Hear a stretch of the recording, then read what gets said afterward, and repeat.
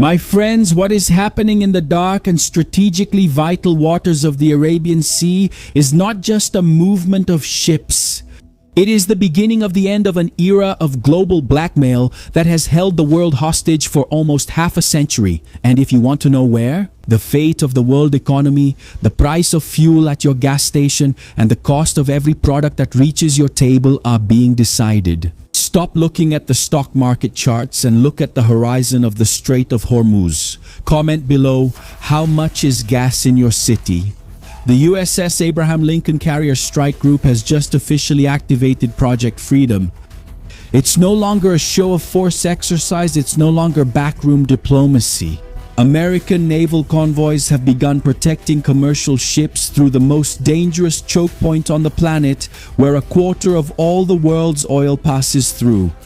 There are 15,000 American military personnel guided missile destroyers and an air force of more than 100 aircraft ensuring that the lifeblood of the global economy keeps flowing. But while Lincoln launches its fighter jets, Iranian state media tries a desperate move in perception warfare. Fars News, the propaganda arm of the Islamic Revolutionary Guard, claims that 2,000 ballistic missiles hit the aircraft carrier USS Abraham Lincoln and that the giant is on fire at the southern entrance of the strait. But then we get a dose of reality. Iran shouts victory to the world, and the Pentagon through CENTCOM responded with a single word that echoed like a cannon shot: lies. The missiles didn't even come close to the American defense bubble, and what you're about to see now is the anatomy of a conflict where the first casualty was the truth, but the last will be whoever dares to challenge the most lethal defense system ever built by man. Iran is trying to manipulate the world, but the physics of the Lincoln doesn't bend to narratives. They're waging disinformation warfare. They use their official channels to promise a graveyard of aircraft carriers, trying to maintain control in the streets of Tehran through fear and wounded pride. The advisor to the Supreme Leader, Musim Hazeh, even called the United States a pirate nation. It's ironic, isn't it? But here's what they don't tell their own people. The USS Abraham Lincoln isn't just a ship, it's a sovereign island weighing 100,000 tons protected by a bubble of electronic invisibility. Imagine this. Iran is a blind archer trying to hit a ghost inside a steel dome. They fire ballistic missiles hoping for a miracle, but the Lincoln operates EA-18G Growler jets. These electronic warfare planes not only detect the launch, they perform spoofing. They hijack the enemy missile's radar signal and send it to the wrong place. The Iranian missile thinks it's hitting aircraft carriers, but it's actually diving into the empty ocean. But in reality, it's diving into the empty ocean, miles away.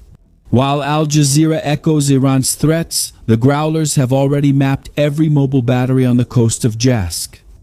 Iran is firing in the dark at an enemy that sees in 4K with thermal sensors and integrated satellites. Iran tries to intimidate with speedboats and AK-47 rifles, but what it finds in the dark is an enemy that sees with thermal sensors and integrated satellites. They are trying to manipulate their own population to avoid an internal uprising, but the graveyard they promised could end up being their own. Iran firing in the dark satellites. Iran firing in the dark, 4K thermal sensors firing, seizing 4K integrated thermals, an enemy with thermal sensors and integrated satellites. At a distance, Iran is firing, enemy with integrated thermals. Confrontos logo ali atrás. It's an enemy with integrated systems. Iran is firing at an enemy with thermal sensors and integrated thermal satellites. The enemy in the dark has integrated thermal satellites. Iran is firing at the enemy with integrated sensors, saying it was a warning shot, and as a result of this, Commander Brad Cooper stated, "The United States has just sunk 6 Iranian speedboats that were trying to break the blockade and threaten the security of the Strait of Hormuz." But there is a financial mechanism that sustains this chaos. Why do countries like the United Kingdom, France, and even Germany seem so hesitant to support Trump's naval blockade? Why does the leadership in London seem to want oil to flow at any cost, even under the control of a radical regime? I've said this before, but I'll say it again. London lives off what we call oil arbitrage. For decades, London has profited billions, maybe trillions of dollars on every barrel that passed through Hormuz through Brent crude futures contracts. It works like an invisible toll. London skims a risk premium off every financial transaction. While oil flows through dangerous waters, they don't care if the Iranian regime seeks nuclear weapons or launches drones. Shahid drones as long as the oil keeps flowing to feed British arbitrage fees. The United Kingdom was essentially bought by the Ayatollah Mafia through dividends. The Iranian regime said, "We make you rich with Brent and you let us do whatever we want in the Strait," and Trump put an end to that scheme. The Freedom Project is not just about liberation, it's about ships. It's about freeing the global economy from this blood toll that the European elite agreed to pay.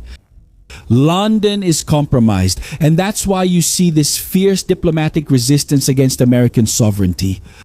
They want the money flowing back, even if it means ignoring a regime that threatens the stability of the planet. Now look at Iran's cowardice. Instead of, yes, attacking the American fleet and breaking the ceasefire once and for all and opening the gates of hell against its infrastructure, they attacked a petroleum center in the United Arab Emirates, launching missiles at the Fujairah terminal. The only place where the Emirates could still export oil, even with the strait closed. But is this already a known war tactic? Pressuring the United States allies to force Trump to withdraw from the Strait of Hormuz. Will that work? Or is it just a reason for Trump to double down? Now let's talk about the most modern technology, the Navy's real brute force. Putting Iranian speedboats against the Aegis system is like bringing a slingshot to a bazooka fight. The Aegis system on an Arleigh Burke-class destroyer can track more than 100 targets simultaneously. This creates what we call the kill chain, the American kill chain. But make no mistake, Iran is shooting in the dark, but they're firing real missiles. That's why the Aegis shield needs to be perfect. A single mistake here, a single projectile that gets through this barrier could cost not just a ship, but the fate of the global economy and the lives of hundreds of sailors. It's a war of milliseconds, my friends. The process is a choreography of destruction.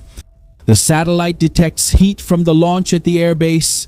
The E-2D, the flying radar with a 400-mile range, refines the position.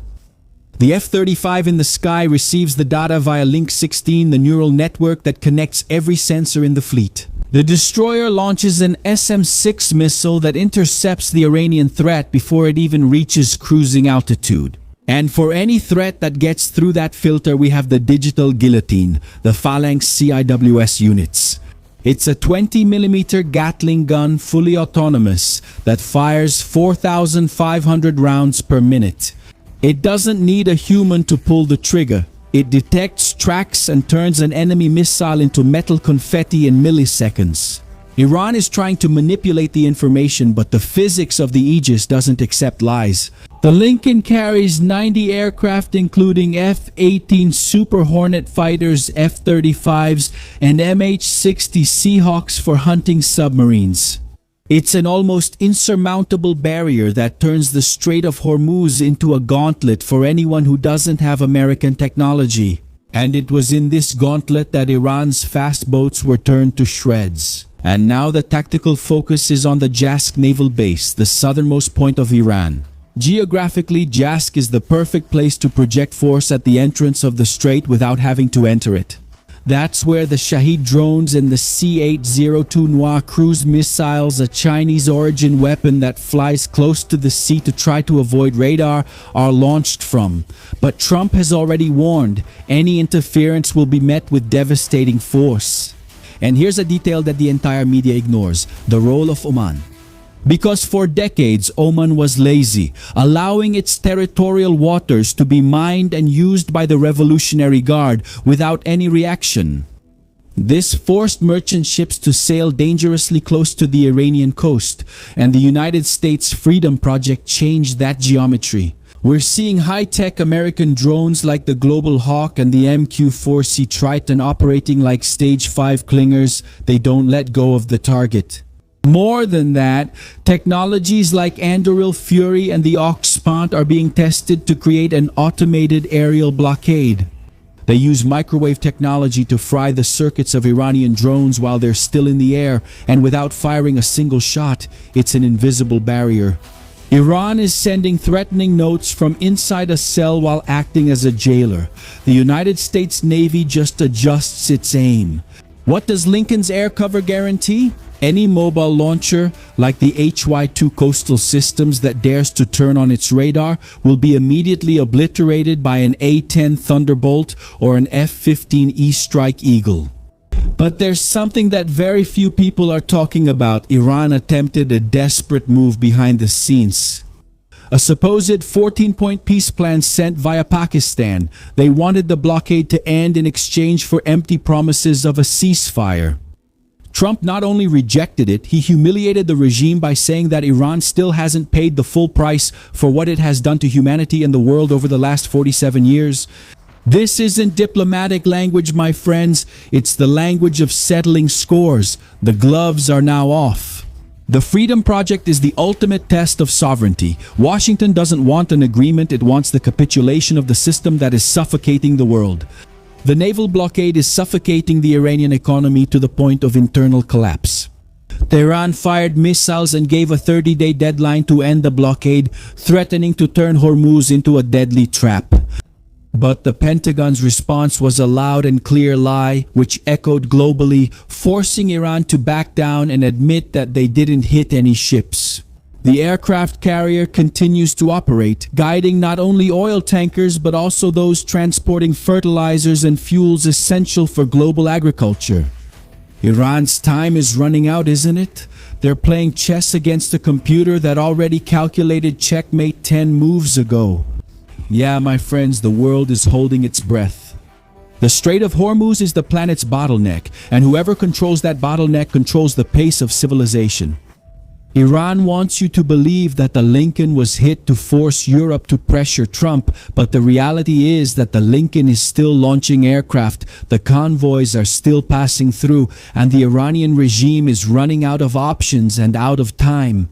And the question I want to leave for you, who understands what's at stake, is, will Iran double down on a massive suicide attack, or will the fast boats retreat when they see the first F-18 tearing through the sky at low altitude, breaking the sound barrier over Tehran? And now I want to give you something to think about. Could this freedom project be a trap?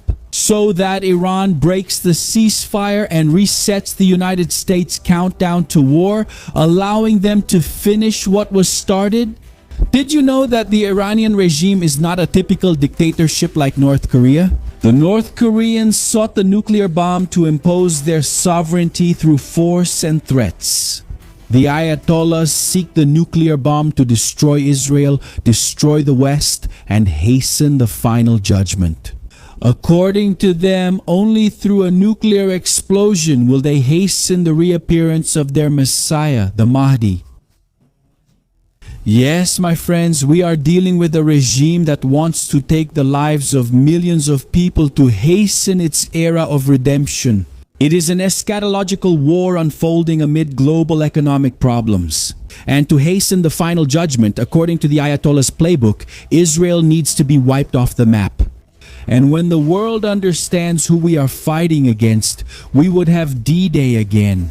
The day when the civilization that defends life would march against barbarism. Now comment Blockade if you understand that freedom of navigation is the backbone of the free world. And if you want in-depth information, free from censorship and manipulation, even from Iran, look, Iran says something over there, and the Brazilian media repeats it here like a parrot. I created a censorship-free platform where no stroke of a pen can take us off the air. There we dive into analysis with technical data that you won't find anywhere else. So use the QR code that's on your screen now or the link in the description and in the first pinned comment. Join more than 3,000 subscribers who fund this independent intelligence. And for those who want real entertainment without woke culture, without whining, our channel for series and movies is ready for you and your family. Link in the description and here on the card. Now shield your mind. I'm Shimon Oliveira. See you in the next video.